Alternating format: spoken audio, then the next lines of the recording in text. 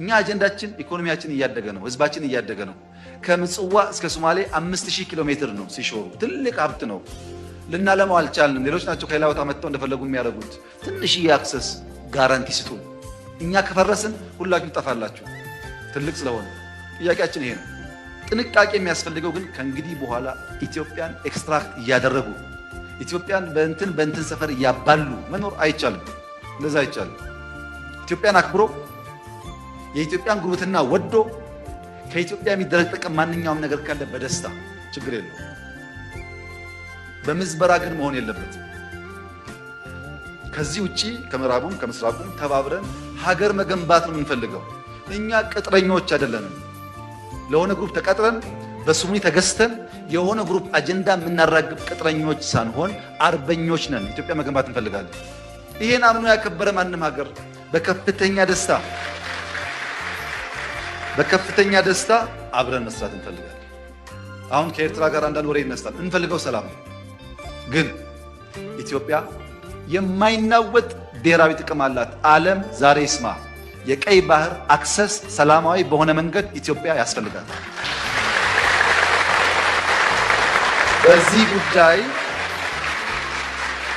በዚህ ጉዳይ አመሰግናለሁ። በዚህ ጉዳይ ሻይ የምናደርግ የምንደብቅ ይመስለው ካለ ተሳስተዋል። በጦርነት አንፈልግም፣ በኃይል አንፈልግም። በቂ ሪሶርስ ነው። በማንኛውም ህግ፣ በማንኛውም የአገር ልምምድ ኢትዮጵያ ይገባታል። ብዙዎች እኮ ነውር ነው ይላሉ። 120 ሚሊዮን ህዝብ መቆለፍ ነውር ነው ይላሉ። አንዳንድ የተገዙ ኢትዮጵያውያን ባይገባቸውም ወይኛ ወይ ልጆቻችን ያሳፍታል። ጥርጣሬ የለውም። እውነት ስለሆነና ራሽ ሎጂካል ነገር ስለሆነ ኢትዮጵያን ሊወሩ ይችላሉ ሀገራት የሚል ስጋት ያለባቸው ሰዎች አልፎ አልፎ ስለሚነሱ ኢትዮጵያን ማንም ሰው ዛሬ በኃይል መውረር አይችልም። ማንም ለመመከት የሚያስችል በቂ አቅም አለ። በቂ ስንገዛ ስንሸምት የነበርንባቸውን በውጊያ ክፍተት የገጠሙን ነገሮች ማምረት ጀምረናል። እናመርታለን። ሰው አለን። ጀግኖች ነን። ሰው አነካም። ከነኩን ግን ለማንም አንመለስም። ስጋት የለብን። በአፄ ምኒልክ ዘመነ መንግስት ብዙም አቅም ባልነበረበት ኢትዮጵያን አባቶቻችን አድዋ ላይ ሄደው አሸንፈው ነፃነት ማስከበር ከቻሉ ዛሬማ ያኔ እኮ 5 ሚሊዮን ነው። ዛሬ እኮ 120 ሚሊዮን ነው። የጀግነት ደግሞ እንዳለ ነው። እና ስጋት አይግባችሁ። ማንም ቢመጣ አሳፍረን እንመለሳለን። ማንንም ግን አነካምኛ። ከዘር ያዕቆብና ከዚያ በፊት የኢትዮጵያ አካል የነበረችው ኤርትራ አባቶቻችን ደማቸውን አፍስሰው አጥንታቸውን ከስክሰው ለዘመናት ቢያቆያትም በመሪዎቻችን ሴራ መጎንጎን አለመቻልና የዋህነት የተሞላበት አካሄድ ምክንያት ጣሊያኖች ከኢትዮጵያ ነጥለው ለዘመናት የኤርትራ ሕዝብን ሲጨቁኑ ኖረዋል። ህወሓቶች ግንቦት 20 ለኢትዮጵያ ትልቅ ገጸ በረከትን ያመጣ በታላላቅ ሰዎች መስዋዕትነት አምባገነኑ የወታደራዊ ቡድን በህዝቦች መራር ትግል የተገረሰሰበትና ወደ ፌዴራላዊ ዲሞክራሲ ሪፐብሊክ መንግስት የተሸጋገርንበት በተጋዳላይና በጀጋኑ መስዋዕትነት ደም ላይ የረቀቀ ህገ መንግስት የጸደቀበት ኢትዮጵያ ከጨለማ ስርዓት ወደ ብርሃን የተሻገረችበት ነው ሲሉ፣ ሌሎች ደግሞ ግንቦት 20 ማለት ኢትዮጵያ ወደብ ያጣችበት የኢትዮጵያ ህዝብ በዘርና በሃይማኖት ተከፋፍሎ የተጫረሰበት አንቀጽ 39 የሚባል ሀገር አፍራሽ አንቀጽ በህገ መንግስቱ የተካተተበት ደግና የዋ የነበረው የኢትዮጵያ ህዝብ በእነዚህ ሰዎች ምክንያት ጥላቻን የተማረበት ሌብነት የተንሰራፋበት በአጠቃላይ ግንቦት 20 የኢትዮጵያ ጥቁር ቀን ነው ሲሉ ይገልጹታል። ብዙ ኤርትራውያንን ከጎኑ ማሰለፍ የቻለው የሻዕቢያ ቡድን እንደ አውሮፓውያን አቆጣጠር ከ1981 ዓ.ም እስከ 1984 ዓ.ም ባደረገው ጦርነት ጅባ ተብሎ የሚጠራውን በኤርትራ የሚገኘውን አማጺ ቡድን በማጥፋት የኤርትራ ብቸኛ አማጺ ለመሆን ቻለ። በኤርትራ የተወለደውና የደርግ መንግስት የመጀመሪያው ሊቀመንበር የነበረው ጀነራል አማን አንዶም ኤርትራ በኢትዮጵያ ስር ብትሆንም የራሷ የፖለቲካ ማንነት እንዲኖራት የሚፈቅድ ፖሊሲን ይከተል ነበር። ይሁን እንጂ ጀነራል አማን አንዶም ከተገደለ በኋላ በኮሎኔል መንግስቱ ኃይለማርያም የሚመራው ፖሊሲ ተግባራዊ መደረግ ጀመረ። ሰላም ጤና ይስጥልን ውድ አድማጭ ተመልካቾቻችን፣ ይህ ሳምንታዊ ማል ሚዲያ ትንታኔ ሰዓታችን ነው። በዚህ ዝግጅት ላይ በሳምንቱ የተከናወኑት አበይት አገር አቀፍና ዓለም አቀፍ ክንውኖች በአጭሩ የሚቀርቡበትና በአንድ ርዕሰ ጉዳይ ላይ ደግሞ ሰፊ ቅኝት የምናደርግበት ይሆናል። ዝግጅቱን በማጠናከርና በማቅረብ እኔ ቢንያም ከድር አብሬያቸው የምቆይ ይሆናል። በዛሬው ዝግጅታችን ናይ ብሶት የወለደው ጀግናዊ ኢህአዴግ ሰራዊት ደርግ ይጠቀምበት የነበረውን የሬዲዮ ጣቢያ ተቆጣጥሮታል። ግንቦት 20 1983 ሲል አዋጅ ያስነገረለት ግንቦት 20 ለኢትዮጵያ ምን ይዞላት መጣ በሚለው ጉዳይና ኤርትራ ከኢትዮጵያ ከተነጠለች 34 ዓመታት መቆጠሩን ተከትሎ የሁለቱ ሀገራት ታሪካዊ መለያየትና የኤርትራ የመጀመሪያውም የመጨረሻው አድራጊና ፈጣሪ ሕግ አውጪ፣ ሕግ አስፈጻሚ፣ ሕግ ተርጓሚ መሆን ስለቻሉት ፕሬዝዳንት ኢሳያስ አፈወርቂ ሰፊ ዳሰሳ የምናደርግ ይሆናል። ካፍታ ቆይታ በኋላ ስንመለስ ወደ ዛሬው ርዕሰ ጉዳይ ከማለፋችን በፊት በሳምንቱ የተከናወኑትን ሀገር አቀፍና ዓለም አቀፍ ክንውኖች ባጭሩ የምንነግራችሁ ይሆናል። እስከዛው ድረስ ሚዲያችንን ሰብስክራይብ፣ ዜናዎቹንና ትንታኔውን ደግሞ ላይክና ሼር በማድረግ የሚዲያችን ቤተሰብ ይሁኑ።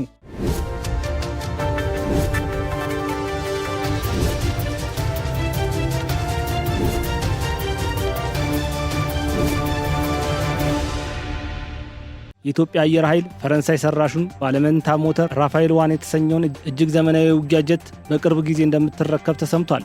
ይህ የረቀቀ የውጊያ ጀት 5ኛ ትውልድ የውጊያ አቅም ያለው ሲሆን ከድምፅ የላቀ ፍጥነት እንዳለውም ተነግሯል። ኢትዮጵያ ከዚህ በፊት ሩሲያ ሰራሹ ስኮይ 35 ጀትን መግዛቷ ይታወሳል። ከምስራቅ ትግራይ ዞን ውቅሮ ከተማ በህገወጥ መንገድ በሌሊት ወደ ኤርትራ እንዲጓዝ ታስቦ የነበረ 88 ኩንታል የአፈር ማዳበሪያ በህዝቡ ጥቆማ በቁጥጥር ስር መዋሉን የውቅሮ ከተማ ፖሊስ ጽሕፈት ቤት መረጃና ክትትል አስተባባሪ ምክትል ኢንስፔክተር አብርሃ አስፋ አስታወቁ። ኢትዮጵያ የቀይ ባህር ተዋሳኝ ሀገር መሆኗ የተቀላጠፈ የወጪና ገቢ ንግድ በማካሄድ ኢኮኖሚያዊ እድገቷን ከማፋጠን ባሻገር ለቀጠናዊና አህጉራዊ ኢኮኖሚ ውህደት ብሎም ለቀይ ባህር የንግድ መተላለፊያ መስመር ዘላቂ ሰላም አስተማማኝ ዋስትና ነው ሲሉ ዳሚያና ባርኮቫ ተናገሩ። ግለሰቧ በዩናይትድ አረብ ኤሚሬትስ አንዋር ጋርሻ ዲፕሎማቲክ አካዳሚ የኢኮኖሚክስ ዲፕሎማ ከፍተኛ ተመራማሪ ናቸው። የአገር መከላከያ ሰራዊት በምዕራብ ጎንደር፣ ሰሜን ጎጃም፣ ደቡብ ወሎ እንዲሁም ምስራቅ ጎጃም ዞን ስር ባሉ ወረዳዎችና ቀበሌዎች በወሰደው እርምጃ በአጠቃላይ 22 ታጣቂዎች ሲገደሉ 13 ታጣቂ 11 ክላሽና 31 የእጅ ቦምብ ጋር ተማርከዋል። መነሻውን ከአፋር ክልል በማድረግ ለጽንፈኛው ፋኖ ሊደርስ የነበረው 2 መትረየስ በህብረተሰቡ ጥቆማ እስከናድራሾቹ በሰሜን ሸዋ ማጀቴ አካባቢ በቁጥጥር ስር መዋሉ ተገለጸ። በቀጣይም ህብረተሰቡ ህገወጥ እንቅስቃሴዎችን ሲመለከት ጥቆማ በመስጠት ዘራፊውን ቡድን መታገሉን አጠናክሮ ሊቀጥል ይገባል ተብሏል። በአውስትራሊያ የኦሮሞ ሲቪል ማህበራት ፌዴሬሽን የኤርትራው ፕሬዝዳንት ኢሳያስ አፈወርቂ ኦሮሞማን አስመልክቶ ያደረጉት ንግግር የዘር ማጥፋት በኦሮሞ ህዝብ ላይ እንዲፈጸም ማነሳሳት ነው ሲሉ በጽኑ አወገዘ። ፌዴሬሽኑ ኦሮሞማን እንደ ፖለቲካ አመለካከት ማቅረብና የኦሮሞ ህዝብ የኢትዮጵያና የሴማዊ ቡድኖች ጠላት አድርጎ መቅረቡ በፍጹም ተቀባይነት የሌለው ጠባጫሪነት ነው ሲሉ ገልጸዋል። የእስራኤል ጦር በሰሜን ጋዛ አገልግሎት እየሰጠ የነበረውን የመጨረሻ ሆስፒታል ህሙማንና የጤና ባለሙያዎች ለቀው እንዲወጡ ትዕዛዝ መስጠቱን ተከትሎ አገልግሎቱ መቋረጡን የተቋሙ ዳይሬክተር ገለጹ። ለዚህ ሳምንት በመሃል ትንታኔያችን ውስጥ ያዝናቸው አቤት አጫጭር የሀገር አቀፍና የዓለም አቀፍ ዜናዎች እነዚህን ይመስላሉ። በቀጥታ ወደ ትንታኔው የምናልፍ ይሆናል። ኢትዮጵያ ማለት በትክክለኛው እቺ ናት። ይሄ ቀይ ባህር ይታያችኋል፣ እዚህ ጋር ሰርሰው ይታያል። ይሄ ቀይ ባህር ነው። ይሄ ደግሞ አባይ ነው። ኢትዮጵያ ማለት እዚህ ውስጥ ነው ያለችው። ይሄኛው ውሃ ይመለከትሻል፣ ይሄኛው ውሃ አይመለከትሽም ብትላት አይሰራም። ኔቸር እንደዛ አይልም። ከኢትዮጵያ ጋር እዚህ ጋር ኤርትራ አለች። በዚህኛውም ያገባታል፣ በዚህኛውም ያገባታል። እዚህ ጋር ሱዳን አለች።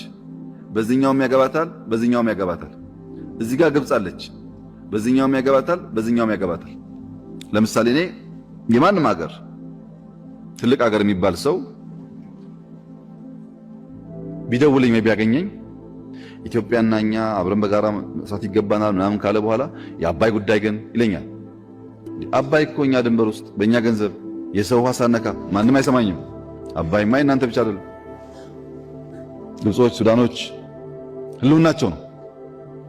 ሁሉም ሰው የሚናገረው ይሄን በቃ ምንም ታቡ አይደለም። ኢትዮጵያ ውስጥ ግን በጣም የሚያሳዝነኝና የሚያመኝ ነገር የቀይ ባህርን ጉዳይ በፓርላማ አባላት ደረጃ እንኳን ሐሳብ መወያየት እንደ ነውር እናስባለን። ያንተን አባይ ያንተን ህዳሴ ከነገንዘብህ ከነምናምንህ በየትኛውም አጀንዳ ላይ ሰው እንደፈለገው እየተነጋገረ አንተ ግን ቀይ ባህርን የሚያክል ነገር እንደ አይዲያ መነጋገር ለምን ታቡ ይሆንብሃል? አትውሰደው ይቅር፣ ግን ለምን አነጋገርበትም? ይጠቅማል አይጠቅምም? ከመጣም እንደሚያስከትለው ማያስከትለው ለመነጋገር እንዴት እናፍራለን? ቀይ ባህርና አባይ ኢትዮጵያን የሚበይኑ ከኢትዮጵያ የተቆራኙ ለኢትዮጵያ እድገትና ጥፋት መሰረት ናቸው። ጥቅሙ ግን ምን ይሁን? ልክ አሁን ህዳሴ ላይ እንደምንደራደረው መደራደር እንችላለን፣ ችግር የለውም። ችግር የለውም። ድርድር ማለት አትጠቀምበት ማለት ካልሆነ በስተቀር ችግር የለውም። The rights and claims of Ethiopia based on geography, historical, history, ethnic or economic reason, including in particular Ethiopia's legitimate need for adequate access to sea የሚል ዩኤን ቻርተር ላይ አለ። አንዳንዶች የቀይ ባህር ጉዳይ ሳናነሳ በሰላም ተቀምጠናል እኮ አሁን ለምን ዝም አንልም? ቢቀርብንስ፣ ከኤርትራ ቢያጋጨንስ፣ ከጅቡቲ ቢያጋጨንስ የሚል ስጋት ያላቸው ሰዎች አሉ። 50 ሚሊዮን ነበርክ፣ አሁን በ2030 150 ሚሊዮን ልትሆን ነው። አሁን በ2030 150 ሚሊዮን ህዝብ ጂኦግራፊካል ፕሪዝን ሆኖ መኖር አይችልም። ከዘር ያዕቆብና ከዚያ በፊት የኢትዮጵያ አካል የነበረችው ኤርትራ አባቶቻችን ደማቸውን አፍስሰው አጥንታቸውን ከስክሰው ለዘመናት ቢያቆዩአትም በመሪዎቻችን ሴራ መጎንጎን አለመቻልና የዋህነት የተሞላበት አካሄድ ምክንያት ጣሊያኖች ከኢትዮጵያ ነጥለው ለዘመናት የኤርትራን ህዝብ ሲጨቁኑ ኖረዋል። ከምንም በላይ ደግሞ የኤርትራ ወጣቶች ከተማሩ የአስተሳሰብ አድማሳቸው ይሰፋል፣ ጥያቄም ሊያነሱብን ይችላሉ በሚል በሀገሪቱ ትምህርት እንዳይሰጥ በአዋጅ አስከለከሉ። ይሁን እንጂ ጣሊያኖች የነሱን ቋንቋ ተረድቶ የሚላላክላቸው ሰው ስለፈለጉ በ1911 ዓ.ም የኤርትራ ህፃናት ከአንደኛ እስከ አራተኛ ክፍል ብቻ እንዲማሩ የሚደነግግ ህግ አወጣ። በዚህ ህግም ተጠቃሚ መሆን የቻለው ከ2% የማይበልጡ የኤርትራ ህፃናት ብቻ ሲሆኑ ሌሎች ኤርትራውያን በጣሊያኖቹ ሴራ ምክንያት መሐይም እንደሆኑ ቀርተዋል። ጣሊያኖች በሴራ ከኢትዮጵያ የነጠሏትን ኤርትራ በ1941 ዓ.ም ለእንግሊዝ አስረከቡ። እንግሊዛውያን ደግሞ ጣሊያኖች የዘረጉትን አብዛኛውን ኢንዱስትሪና ኢንፍራስትራክቸር በመነቃቀል መሸጣቸውን ተከትሎ 10,000 የሚጠጋ ኤርትራዊ ስራ አጥ እንዲሆን ተደረገ። የዚህ ነገር መከሰት ኤርትራውያን ጸረ ቅኝ ግዛት ማህበር እንዲመሰረቱ አስገደዳቸው። በዚህም የተነሳ 4 ፓርቲዎች በኤርትራ ምድር እንዲመሰረቱ ምክንያት የሆነ ሲሆን አንደኛው ማህበር አንድነት ፓርቲ የሚል ስያሜ የነበረው ሲሆን ይህ ፓርቲ በዋነኝነት በትግረኛ ተናጋሪዎቹና በሐማሴን ክፍሎች ይደገፍ የነበረ ሲሆን የፓርቲው ዋነኛ ዓላማ ከኢትዮጵያ ጋር መዋሃድ የሚል ነበረ። ሁለተኛው ፓርቲ ሙስሊም ሊግ የሚባል ሲሆን ዋነኛው ዓላማ ኤርትራ ከኢትዮጵያ ጋር መዋሃድ የለባትም የሚል የተገንጣይነት ስሜት ያለው ቡድን ነበረ። ሶስተኛው ቡድን ደግሞ ለዘብተኛ ተራማጅ ፓርቲ የሚል ስያሜ ያለው ሲሆን የዚህ ቡድን ዋነኛ ዓላማ ደግሞ ትግረኛ ተናጋሪዎችን ጨምሮ ከኢትዮጵያ መገንጠል የሚል ነበረ። አራተኛው ቡድን ደግሞ የጣሊያን ደጋፊ ሲሆን የዚህ ፓርቲ ዋና ዓላማ የጣሊያን ፖለቲካዊ ግዛት በኤርትራ ተመልሶ እንዲቋቋም ነበረ።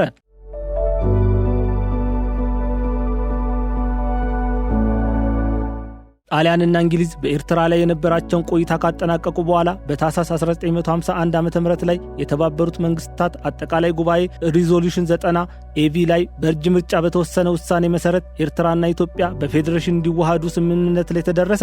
በዚህ ስምምነት መሰረት ሁለቱም ሀገሮች እኩል መብት ያላቸው ሲሆን የፌዴሬሽን ባንዲራም እንዲኖራቸው የሚያዝ ነበረ።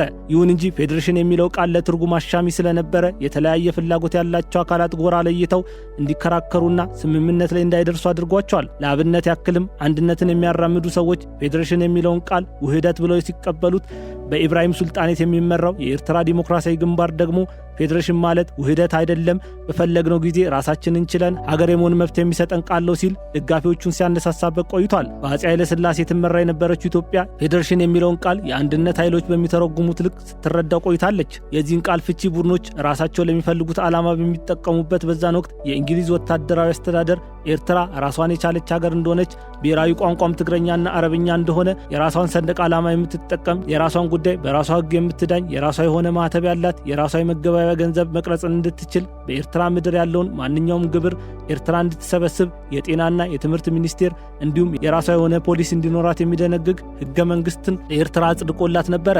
እንግሊዝ ይህንን ሕገ መንግስት ለኤርትራ ታጽድቅላት እንጂ በፌዴሬሽኑ ውሳኔ መሰረት ደግሞ የፌዴራል መንግስቱ ማለትም አፄ ኃይለ ሥላሴ የሚመሩት አስተዳደር የውጭ ጉዳይን፣ መከላከያን፣ ገንዘብን፣ ፋይናንስን፣ የውጭ ንግድና የኢትዮጵያና የኤርትራን ንግድ በተመለከተ ስልጣን እንዳለ ይወስን ነበረ።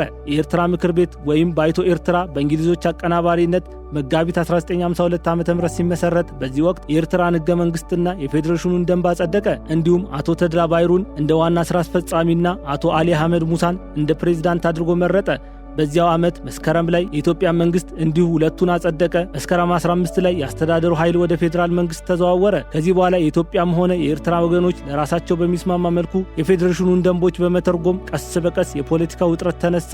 ይሁን እንጂ ውጥረቱ አንዴ ከፍ ሲል ሌላ ጊዜ ሲበርድ ኢትዮጵያና ኤርትራ ከፌዴሬሽኑ ሳይነጠሉ ኤርትራ የኢትዮጵያ 14ኛ ክፍለ ሀገር ተብላ እየተቆጠረች እስከ ደርግ መንግስት መውደቅ ድረስ በአንድነት ቆይተዋል።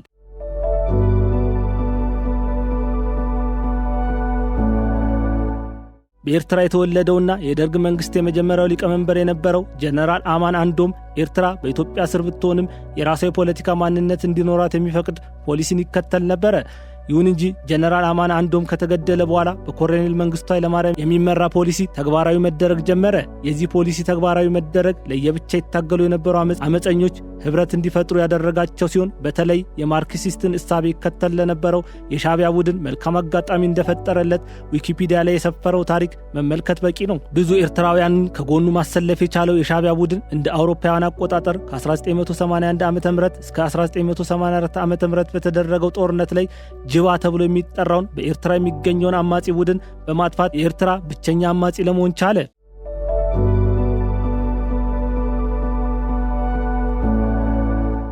በ1987 ዓ.ም ሶቪየት ህብረት ለደርግ መንግስት የምትሰጠውን እርዳታ ማቋረጡን ተከትሎ ኃይሉን እያደራጀ የመጣው የሻዕቢያ ቡድን መጋቢት 1988 ዓ.ም ላይ የአፋቤት ጦርነት ተብሎ በሚጠራው ጦርነት ላይ በደርግ ሰራዊት ላይ ስልታዊ የሆነ ድልን መቀናጀት ቻለ። ይህ ድል ሻዕቢያን የልብ ልብ የሰጠው ሲሆን በኋላም ላይም ግንቦት 1991 ዓ.ም የደርግ መንግስትን በመጣል ኤርትራን ከኢትዮጵያ ለመገንጠል ቻለ። በዚህ መልኩ ወደ ስልጣን የመጡት የሀገረ ኤርትራ ፕሬዝዳንት ኢሳያስ አፈወርቂ በኢትዮጵያውያን አቆጣጠር ግንቦት 16 2017 ዓ.ም ከኢትዮጵያ የተለዩበትን 34ኛ ዓመት የነጻነት በዓላቸውን በሚያከብሩበት ሰዓት ባደረጉት ንግግር አብዛኛውን ጊዜ ቆይታ ያደረጉት የኢትዮጵያን መንግስት በመተቸት ላይ ያጠነጠነ ነበረ። ኤርትራ ራሷን ከቻለች በኋላ ለተወሰነ ጊዜ የኢኮኖሚ እድገትን ያሳየች ቢሆንም ከጎረቤቶቿ ጋር ግን ምንም አይነት የሰላም ግንኙነት አልነበራትም። የኢሳያስ መንግስት ወደ ስልጣን ከመጣ ወዲህ ከሱዳን ጋር በ1990ዎቹ ትልቅ የፖለቲካ ውጥረት ውስጥ ገብቶ የነበረ ሲሆን በሃኒሽ ደሴቶች ምክንያት ደግሞ ከ1995 እስከ 1996 ዓ.ም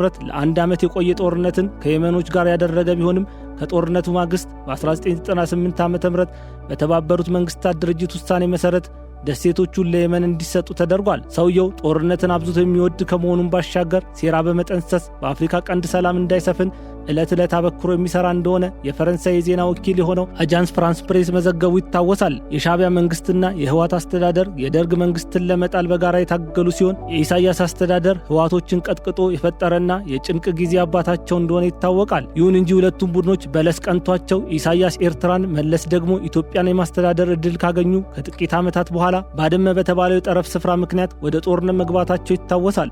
በዚህ ጦርነት ምክንያት ከሁለቱ ወገኖች እስከ 300,000 ሰዎች ሲሞቱ ወደ 600,000 የሚደርሱ ሰዎች እንደተፈናቀሉ መረጃዎች ይጠቅሳሉ። ከሁለት ዓመት ጦርነት በኋላ ታህሳስ 2000 ላይ የተባበሩት መንግስታት ሰላም አስከባሪ ኃይል በኢትዮጵያና ኤርትራ ድንበር ላይ ተሰማራ። የዓለም አቀፍ የድንበር ኮሚሽን ድንበሩን ለማካለል የወሰነው ውሳኔ በኤርትራ በኩል ተቀባይነት ሲያገኝ በኢትዮጵያ ዘንድ በመርህ ደረጃ ተቀባይነት አግኝቶ ነበር። ነገር ግን በተግባር ደረጃ የቤተሰቦችን መለያየት ይፈጥራል በሚልና ሌሎች ምክንያት ተቀባይነት አላገኘም።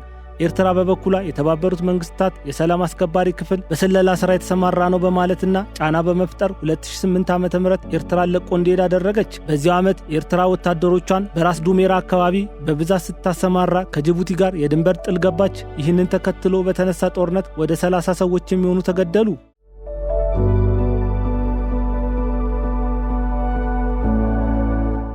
ኤርትራ ከኢትዮጵያ ተነጥላ ራሷን ሀገር ካደረገች ጊዜ አንስቶ የመጀመሪያም የመጨረሻም ፕሬዝዳንት የሆኑት ኢሳያስ አፈወርቂ በዛች ሀገር ምርጫ ማድረግ ነውር ነው፣ ፓርላማ መሰብሰብ ውግዝ እንዳደረጉ ድፍን 34 ዓመታት ተቆጥረዋል። በዛች ሀገር ፕሬዝዳንቱ የሀገሪቱ አድራጊና ፈጣሪ፣ የመንግስቱ የበላይ አካል፣ ህግ አውጪ፣ ህግ አስፈጻሚና ህግ ተርጓሚ እሳቸው ብቻ ናቸው።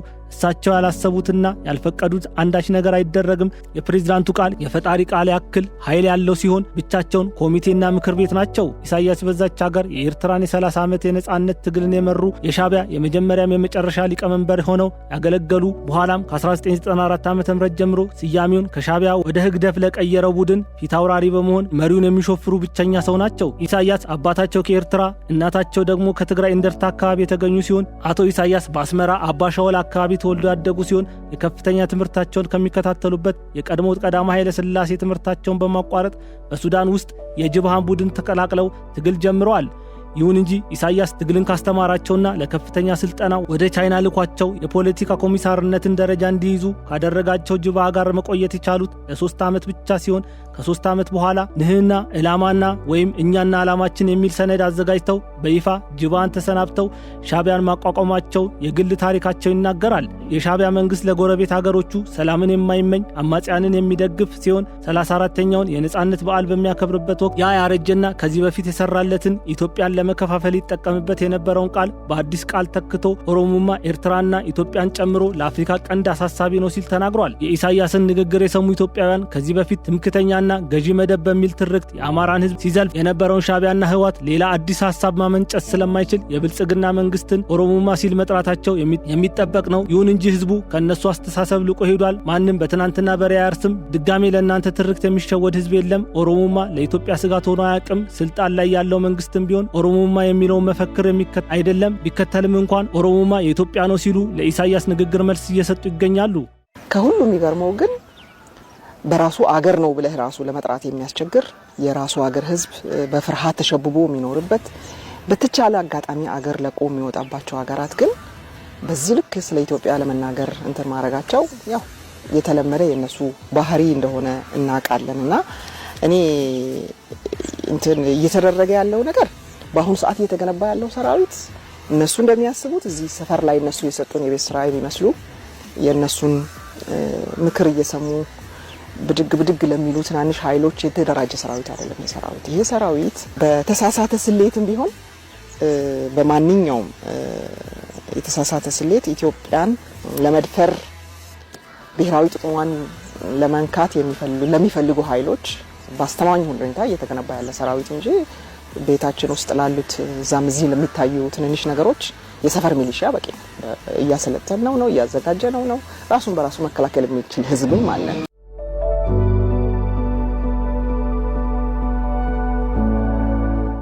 የኤርትራን ምድር የብቻ ቤቱ አድርጎ እንደፈለገ የሚፈነጭባት ኢሳያስ ከመቼውም ጊዜ በላይ በአሁኑ ሰዓት ፈርቷል። የኢትዮጵያ አካሄድ ከቁጥጥር ውጭ ሆኖበታል።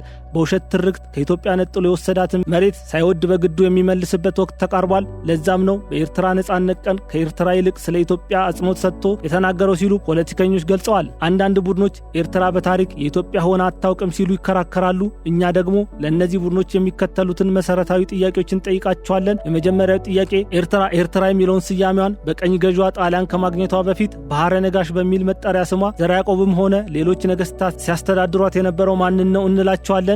ለእነዚህ ቡድኖች ሁለተኛ ማስረጃ እንዲሆናቸው የምናቀርበው ሐሳብ ጣሊያኖችም ሆኑ እንግሊዛውያን በኤርትራ ላይ የነበራቸውን ቆይታ በሚያጠናቅቁበት ወቅት በተለይ እንግሊዝ ለምን ኤርትራ ከኢትዮጵያ ጋር እንድትዋሃድ ፈለገች? ራሷን የቻለች ሀገር እንድትሆን ለምን አልፈለጉም? ምክንያቱም የኤርትራ ምንጭ ኢትዮጵያ እንደሆነች ስለሚያውቁ ነበረ። ሶስተኛው የተባበሩት መንግስታት ኢትዮጵያና ኤርትራ ለምን በፌዴሬሽን እንዲዋሃዱ ሐሳብ አቀረቡ? መጀመሪያውኑ በጣሊያኖችና እንግሊዛውያን ሴራ ኤርትራ ከኢትዮጵያ መወሰዷን ስለሚያምኑበት ነው።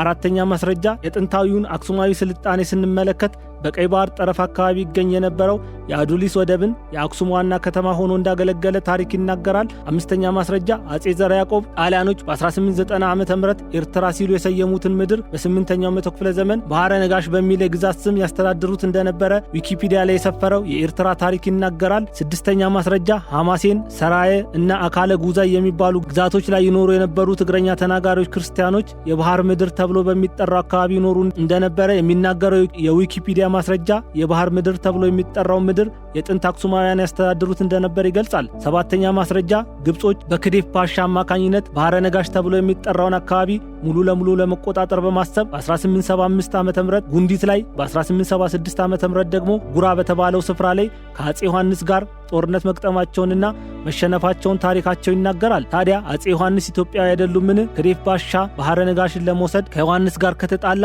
ዛሬ ለኤርትራ ትናንትና ባህረ ነጋሽ ተብላ በምትጠራው ምድር የኢትዮጵያ እንደሆነች ትልቁ ማስረጃ ነው። ስምንተኛ ራስ አሉላም ቢሆን በ1888 ዓ.ም ዱጋሊ ላይ ከጣሊያኖች ጋር ጦርነት ገጥመው ድል ማድረጋቸው ይታወሳል። ራስ አሉላ ደግሞ ኤርትራ ተብላ የምትጠራው ምድር አስተዳዳሪ የነበሩ ሰው መሆናቸውን መዘንጋት የለብንም ሲሉ የሚከራከሩ ብዙዎች አሉ።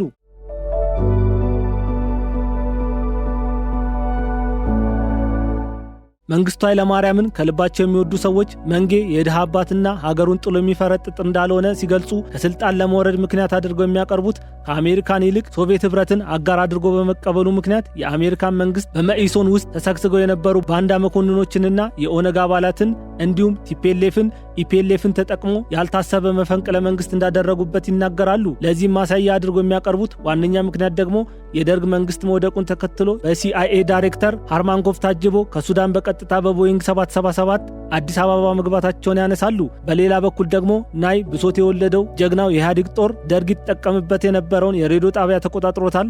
ግንቦት 20 1983 ሲል ያወጀው ህወሓት መራሹ ኢህአዴግ መንግስቱ ኃይለማርያምን ፈሪና አምባገነን እንዲሁም ወታደራዊ አቅም የሌለው ሽንፈቱን ተከትሎ ሀገሩን ከርቶ የፈረጠጠ ሲሉ ይገልጹታል። መንግስቱ ኃይለማርያምን አጥብቀው የሚተቹ የህወሓት ሰዎች ግንቦት 20ን የኢትዮጵያ ነጻነት ቀን ነው ብለው ከ1983 ዓ.ም ጀምሮ ሲያከብሩ የቆየ ቢሆንም የጠቅላይ ሚኒስትር ዶክተር አብይ አህመድ መንግስት ስልጣን በያዘ በሰባተኛው ዓመት በዚህ በዓል ምክንያት ስራ እንደማይዘጋ አሳውጇል። ይሁን እንጂ ከኢትዮጵያ ፖለቲካ ፓርቲነት ለአንዴና ለመጨረሻ ጊዜ በምርጫ ቦርድ አማካኝነት የተወገደው ህወሓት በመላው ትግራይ በተለይም በመቀሌ ይህንን በዓል እንበር ተጋዳ ላይ እያለ በድምቀት እንደሚያከብር ሲያውጅ ግንቦት 20 ማለት የመላው የጭቁን ኢትዮጵያውያን ልዩ በዓል እንደሆነም ተናግሯል። ህወሓትን የሚጠሉ ሰዎች ስለ ህወሓት ሲናገሩ 17 ዓመታትን በጫካ የኖረ አረመኔ ሽፍታ፣ 27 ዓመታት ደግሞ በኢትዮጵያውያን ጫንቃ ላይ በጉልበት ሰልጥኖ ጥላቻን ብቻ በመስበክ መላው የኢትዮጵያን ህዝብ ሲገድልና ሲያሳድድ የኖረ ሀገርን የሸጠ ባንዳነትን ልብስ ያደረገ በእድልና በአጋጣሚ ሀገር እጁ ላይ ብትወድቅ በሌብነት ተሰማርቶ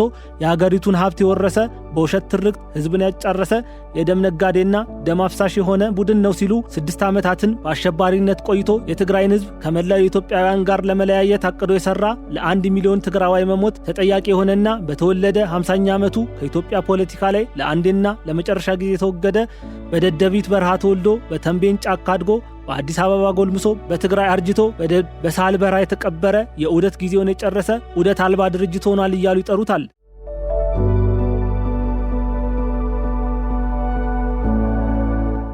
ህወሓት አስተሳሰብ ግንቦት 20 ለኢትዮጵያ ትልቅ ገጸ በረከትን ያመጣ በታላላቅ ሰዎች መስዋዕትነት አምባገነኑ የወታደራዊ ቡድን ፈላጭ ቆራጭ ስርዓት በህዝቦች መራር ትግል የተገረሰሰበትና ወደ ፌዴራላዊ ዲሞክራሲያዊ ሪፐብሊክ መንግስት የተሸጋገርንበት በተጋዳላይና በጀጋኑ መስዋዕትነት ደም ላይ የረቀቀ ህገ መንግስት የጸደቀበት ኢትዮጵያ ከጨለማ ስርዓት ወደ ብርሃን የተሻገረችበት ታላላቅ ፕሮጀክቶችን የገነባችበት ማንኛውም የኢትዮጵያ ብሔር ብሔረሰብና ህዝብ የራሱን እድል በራሱ የመወሰን መብት ያገኘበት በራሱ ቋንቋ የመማር ባህሉን የመግለጽ የማዳበርን የማስፋፋት እድሎችን ያገኘበት ዜጎች በሃይማኖት የማይንቋሸሹበትን ሀገር የፈጠረ በኢኮኖሚው ዜጎች በጥቃቅንና አነስተኛ ተደራጅተው ከመስራት አንስቶ የራሳቸውን ሀብት እንዲፈጥሩ መልካም መንገድን የሰነደ ከምንም በላይ አምባገነኑን መንግስቱ ኃይለማርያምን ከኢትዮጵያ ጫንቃ ላይ የተነሳበት ዕለት ነው እያሉ ግንቦት 20ን ቅዱስ ቀን እንደሆነ ሲናገሩ ይሰማል። ህወሓት መራሹ ኢህአዴግ ግንቦት 20ን በተመለከተ እነዚህንና ሌሎች በዚህ ጽሑፍ ላይ ያልቀረቡ ነገሮችን በማንሳት ግንቦት 20 ኢትዮጵያ መልካም ፍሬ ያፈራችበት እንደሆነ ሲናገሩ፣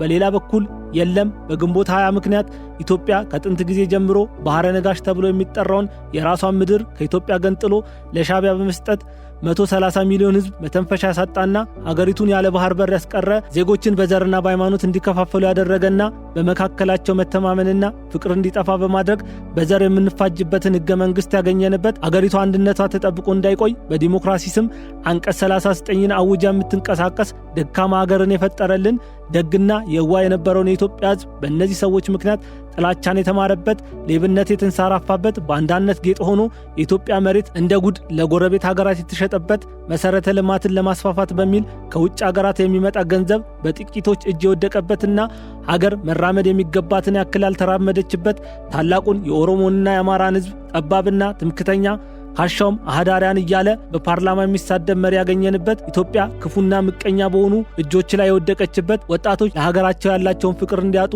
ጠያቂ እንዳይሆኑ መንግስትን እንዳይሞግቱ የላሸቀ ሞራል እንዲኖራቸው ሰንሰለታዊ ስራ የተሰራበት ሀገር በሴራና በተንኮል የደቀቀችበት የትምህርት ጥራት ጠፍቶ ስማቸውን እንኳን አስተካክለው መጻፍ የማይችሉ የዩኒቨርሲቲ ተመራቂ ተማሪዎችን ያየንበት ከሀገር ፍቅር ይልቅ ለሴት ፍቅር የወደቀ ከጀግንነት ይልቅ የጫት ሱስ ያንበረከከው ተስፋ የሌለው ተስፋ ቢስ ወጣት ያፈራንበት የኑሮ ውድነቱ ከጣሪያ በላይ ገዝፎ የዕዳ ልጆች በየበራው ተንከራተው ኢትዮጵያ የሚለው ስም በልመናና በችግር እንዲታወቅ ሴራ ተጎንጉኖ ባለስልጣናት በስልጣናቸው ተመክተው ከሀገራቸው አልፈው ሌላ ሀገር የሚያስገዛቸውን ገንዘብ ከዕዳዋ ከኢትዮጵያ እንዲዘርፉ የተመቻቸበት ነው። የኢህአዴግ መንግስትን ከሌሎች ሀገራት ጋር ሳይሆን ካለፉት የኢትዮጵያ መሪዎች ጋር ራሱን እያነጻጸረ ኢትዮጵያ ከዓለም ጭራ ሆና የቀረችበት ቀን ነው ሲሉ ስለ ግንቦት 20 ይናገራሉ። ውድ አድማጭ ተመልካቾቻችን በዛሬው ዝግጅቴ ላይ በእኔ በኩል መደምደሚያ ያላቀረብኩ ሲሆን ይህንን ያደረኩበት ምክንያት እናንተን ውድ አድማጭ ተመልካቾችን በዝግጅቴ ላይ ተሳታፊ ለማድረግ ስላሰብኩ ነው።